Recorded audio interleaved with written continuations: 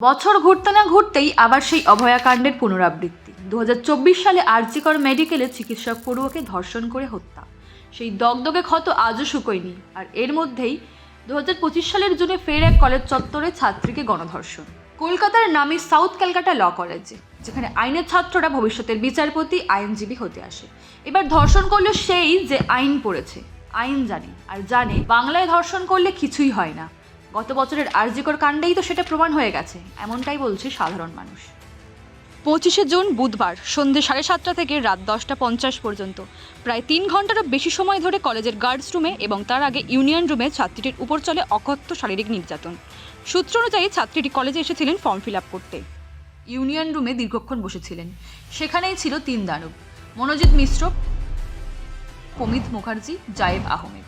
মনোজিৎ ছাত্রীটিকে বিয়ের প্রস্তাব দেয়, আর ছাত্রীটি স্পষ্টভাবে প্রস্তাব প্রত্যাখ্যান করায় তাকে জোর করে নিয়ে যাওয়া হয় ওয়াশরুমে।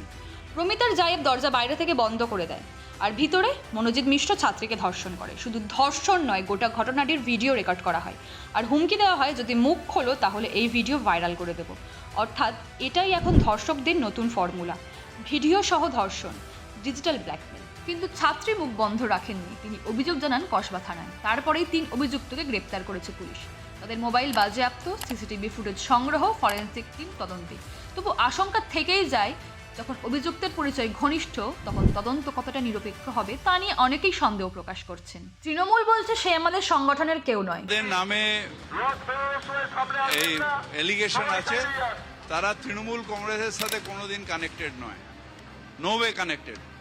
সমর্থক কিনা আমি বলতে পারবো না, তৃণমূল কংগ্রেসের সাথে কোনো সম্পর্ক নেই। কিন্তু সোশ্যাল মিডিয়া, কলেজের দেওয়ালে স্পষ্ট, মনোজিৎ দাদা আমাদের হৃদয়ে আছেন। তাহলে এই হৃদয়ের ধর্ষক কি এবারও আইনের ফাঁক দিয়ে বেরিয়ে যাবে? এরকমই এক ঘটনা ঘটেছিল 1 বছর আগে 2024 সালের আগস্টে। কলকাতার বুকে সরকারি হাসপাতালের মধ্যে এক ডাক্তার ছাত্রীকে ধর্ষণ করে খুন করা হয়েছিল। ঘটনাস্থল আরজিকর হাসপাতাল। সেই ঘটনায় রাজ্য, দেশ, গোটা সমাজ স্তব্ধ হয়ে গিয়েছিল। একের পর এক প্রমাণ, ঘটনার ভিডিও, ফরেনসিক, ডাক্তারের রিপোর্ট সবই ছিল। মিডিয়ার সামনে কান্নায় ভেঙে পড়া পরিবার, কিন্তু ধর্ষক আজও বিচার হয়নি। ধর্ষক বা ধর্ষকরা আজও বেঁচে আছে, কারণ অনেকেই অভিযোগ করেছেন তার বা তাদের পরিচয় ছিল শাসক দলের ঘনিষ্ঠ। তাই আজ আবার সুযোগ পেল আরেক ঘনিষ্ঠ, মনোজিৎ। কে এই মনোজিৎ মিশ্র? সাউথ ক্যালকাটা ল কলেজের প্রাক্তনী, তৃণমূল ছাত্র পরিষদের প্রাক্তন নেতা, কলেজের অস্থায়ী কর্মী, নিয়োগ হয়েছিল গভর্নিং বডির রেজলিউশনে। কলেজের দেওয়ালে ইংরেজিতে লেখা মনোজিৎ দাদা ইজ ইন আওয়ার হার্টস। এখানেই শেষ নয়, তিনি নিজে আবার ক্রিমিনাল লয়ার। মানে যে ক্রিমিনাল সেই আবার ক্রিমিনাল লয়ার। কোন ধারা জামিনযোগ্য, কোন ম্যাজিস্ট্রেট কবে ছুটিতে যাবেন, কোন উকিলকে কত টাকা দিলে ধর্ষণ শব্দটা সমঝোতা হয়ে যাবে, এই সবই তার জানা। এই মনোজিৎ মিশ্রের নামে আগে থেকেই ভয়ঙ্কর অভিযোগ ছড়িয়েছিল। সূত্র অনুযায়ী সে নাকি কলেজে মেয়েদের মধ্যে খোঁজখবর করে যারা একটু চুপচাপ, একটু লাজুক, ভদ্র কিংবা একটু একা থাকে তাদেরকেই টার্গেট করত। প্রথমে বন্ধুত্ব, তারপর প্রেমের অভিনয়, এরপর চাপ দিয়ে শারীরিক সম্পর্ক গড়ে তোলার চেষ্টা। যারা রাজি হতো না তাদের ভয় দেখানো হতো, আর যারা বাধ্য হয়ে সম্পর্ক করত তাদের ছবি ভিডিও তুলে ব্ল্যাকমেল করতো মনোজিৎ। এই প্রথম নয়, অনেকেই বলছে মনোজিৎ ডেকে নিত, বারবার সম্পর্ক বজায় রাখতে জোর করত, তাকে অস্বীকার করলে সে ছবি ফাঁস করে দেওয়ার হুমকি দিত। কলেজে তার নামে এক সাইলেন্ট আতঙ্ক তৈরি হয়েছিল, কিন্তু কেউ মুখ খুলতো না, কারণ সে ছিল কলেজের ইউনিয়নের প্রাক্তন নেতা, কলেজের অস্থায়ী কর্মী। এবার নির্যাতিতা তার বয়ানে কি বলেছেন, সেদিন কলেজে কি ঘটেছিল, সবটাই জানিয়েছেন কসবা থানায় দায়ের করা অভিযোগপত্রে। এই বয়ানে উঠে আসে কিভাবে কলেজ চত্বরে 3 ঘন্টার বেশি সময় ধরে একজন আইনের ছাত্রীকে যৌন নির্যাতনের শিকার হতে হয়েছিল। আর এই 3 অভিযুক্তের মধ্যে একজন কলেজের প্রাক্তনী, বাকি 2 জন কলেজের বর্তমান পড়ুয়া। এবং এই 3 জনের কেউই অপরিচিত নয়, সবাই ছিল কলেজ ইউনিয়নের ঘনিষ্ঠ। নির্যাতিতা তার বয়ানে অভিযুক্তদের নাম প্রকাশ না করে জে, পি এবং এম নামে উল্লেখ করেছেন। দেখে নেই কি জানিয়েছেন নির্যাতিতা। 25শে জুন 2025 পরীক্ষার জন্য ফর্ম ফিল আপ চলছিল। দুপুর 12:05 কলেজে পৌঁছই। অন্য দিনের মতোই ইউনিয়ন রুমে গিয়ে বসি। যে রুমে ঢুকে সবাইকে বসতে বলে, আমরাও বসি। সে কলেজের প্রাক্তন ছাত্র, কলেজের আধিকারিক, আনঅফিসিয়ালি কলেজের টিএমসিপি ইউনিটের মাথা। কলেজে তার বিরাট ক্ষমতা, সবাই তার কথা শুনতো। সে সবাইকে টিএমসিপি ইউনিটের পদ দিত। আমাকেও গার্লস সেক্রেটারির পদ দিয়েছিল। আমরা সবাই বসেছিলাম, মজা করছিলাম। 4টে নাগাদ কিছু পড়ুয়া বেরিয়ে যেতে থাকে। বাড়ি যাওয়ার জন্য আমিও কলেজ গেটের দিকে এগোতে থাকি।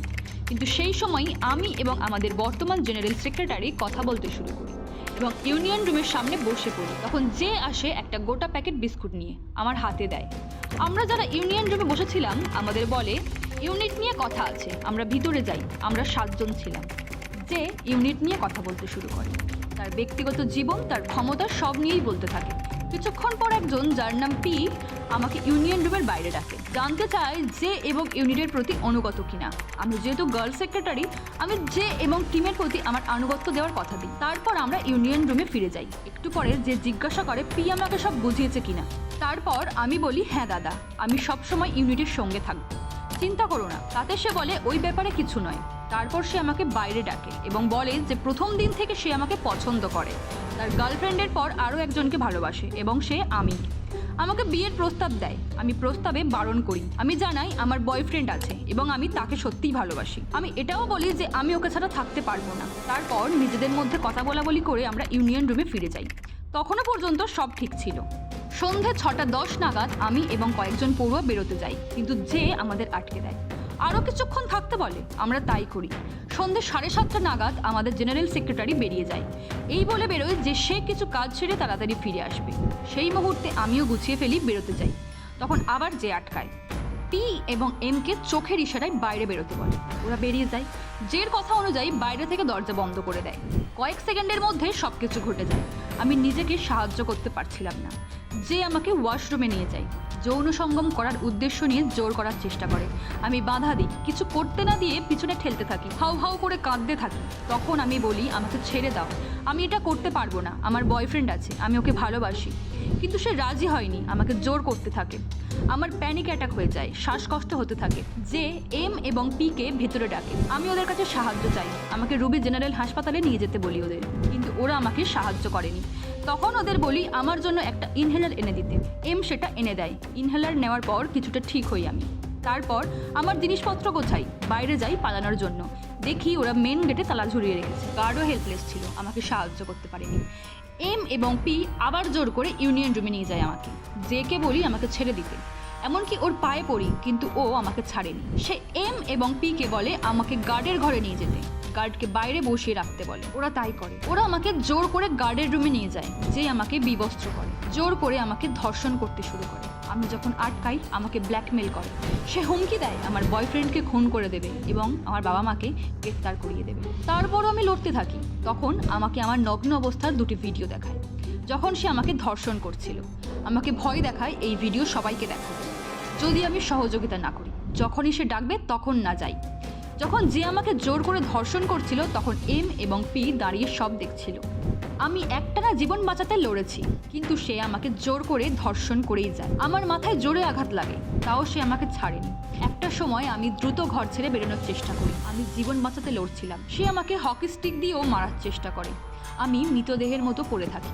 জোর করে যৌন সঙ্গম শেষ করে সে চলে যায়। রাত 10:50 আমি ঘর থেকে বেরোই। সে আমাকে কিছু বলতে নিষেধ করে দেয়। সে আমাকে বলে সবাইকে বলতে যে আমরা ইউনিট নিয়ে আলোচনা করছিলাম। বাইরে বেরিয়ে আমি ইউনিয়ন রুমে যাই। তখনও সে হুমকি দেয় আমার বয়ফ্রেন্ডকে খুন করে দেবে এবং আমার বাবা মাকে গ্রেপ্তার করিয়ে দেবে। আমার ফোন এম এর কাছে ছিল, যেটা আমার কাছ থেকে জোর করে গার্ডের রুমে নিয়ে গিয়েছিল। ওর থেকে আমার ফোনটা নিই। তারপর কলেজ থেকে বেরিয়ে যাই। বাবাকে বলি আমাকে নিয়ে যেতে। বাবাকে সব খুলে বলি। পুলিশ স্টেশনে যেতে ভয় পাচ্ছিলাম, কারণ আমি জের ভয়ে ছিলাম। কিন্তু আজ আমি মন স্থির করেছি এবং আমার বয়ান লিখছি। আমি বিচার চাই। এক আইনের ছাত্রী হিসেবে এখন আমি একজন ভিকটিম। আমি চাই আমি যেন দ্রুত বিচার পাই। আপনার কাছে আমার প্রার্থনা যেন জে, এম এবং পির বিরুদ্ধে আইনি ব্যবস্থা নেওয়া হয়। ধন্যবাদ আনতে আপনার বিশ্বস্ত এ। এই ছিল নির্যাতিতার দেওয়া বয়ান। সাক্ষ্য আছে, ভিডিও আছে, সিসিটিভি ফুটেজ আছে। ধর্ষকরা পরিচিত, নামের তালিকাও স্পষ্ট। এবার দেখার আইনের ছাত্রীকে ন্যায্য বিচার দেবে এই আইন। প্রশ্ন উঠছে এক প্রাক্তন টিএমসিপি নেতার কলেজে এত দাপট কী করে। অনেকে বলছেন বছরের পর বছর কলেজগুলোতে ছাত্র ভোট না হওয়াই এর অন্যতম কারণ। নির্যাতিতার অভিযোগের পর মনোজিৎ মিশ্রকে গ্রেপ্তার করা হলেও পুলিশ এখনো তার নাম প্রকাশ করেনি। কেন? কারণ সে তৃণমূল ছাত্র পরিষদের সঙ্গে যুক্ত বলে? এমনটাই অভিযোগ করছে সাধারণ মানুষ। সামাজিক মাধ্যমে ইতিমধ্যেই ভাইরাল শাসক দলের বিভিন্ন নেতার সঙ্গে মনোজিতের ছবি। সাধারণ মানুষের প্রশ্ন, ধর্ষক যদি এখানে সাধারণ হতো তাহলে পুলিশ কি এত চুপ থাকতো? এ একজন ধর্ষক, যে আবার আইন জানে, যে আবার প্রাক্তন তৃণমূল ছাত্র পরিষদের নেতা, যার আবার সেই কলেজেই চাকরি, যে আবার কলেজ শেষ হওয়ার পরেও ক্যাম্পাসে রয়ে যায়। তাকে কি শাস্তি দেবে এই রাজ্যের আইনি ব্যবস্থা? বিরোধীরা চিৎকার করছে, শুভেন্দু বলছে পুলিশ ব্যস্ত মমতার নিরাপত্তা নিয়ে। সক্রিয়তা তো থাকবেই, রেপিস্টদের বাঁচানোর জন্য তো সক্রিয়তা থাকবেই। স্বাভাবিকভাবে সরকার তো রেপিস্টদের সরকার, বাংলার মানুষ যদি প্রাক্তন না করতে পারে, কোনো বোন, কন্যা, দিদি, মা এই বাংলায় সুরক্ষিত নয়। আরে এটা তো কন্টিনিউয়াস প্রসেস। উনি হাঁসখালিতে বলেছিলেন লাভ অ্যাফেয়ার্স, উনি কালিয়াগঞ্জ উত্তর দিনাজপুরে বলেছিলেন মেয়েটা অন্তঃসত্ত্বা ছিল, উনি কামদুনিতে যারা ফাঁসির আদেশ পেয়েছেন তাদেরকে জামিনে মুক্ত করিয়েছেন, উনি অভয়ার বাবা মাকে বলেছিলেন 10 লক্ষ টাকা তো দেওয়া যেতেই পারে। এটা তো কন্টিনিউয়াস প্রসেস, নতুন কিছু নয়। এই বেপরোয়া তো এই জন্যই। তৃণমূল নেতা দেবাংশু ভট্টাচার্য বলেছেন, পশ্চিমবঙ্গ বলে অভিযুক্তদের দ্রুত গ্রেপ্তার করা হয়। তবে এখানেও উঠছে প্রশ্ন, গ্রেপ্তারি কি বিচার? আরজি করের ঘটনার বিচার? আইনের ছাত্র যদি ধর্ষণ করে তাহলে কে রক্ষা করবে? জজ? সে তো মনোজিতের ব্যাচমেট। আদালত, সেখানে শুনানি হয় আর তারপর লেখা হয় পরবর্তী শুনানির তারিখ নির্ধারিত হলো। নিরাপত্তা সবই রয়েছে, কিন্তু একজন বন্ধু যদি বান্ধবীকে রেপ করে তাহলে সেখানে নিরাপত্তা কি করে দেবে বলুন তো আমাকে? এদের বিরুদ্ধে অভিযোগ এলেও কিছুদিন পর সবাই চুপচাপ হয়ে যায়, আর শেষমেশ ধর্ষিতাকেই প্রশ্ন করা হয়, তুমি কলেজে গেছিলে কেন?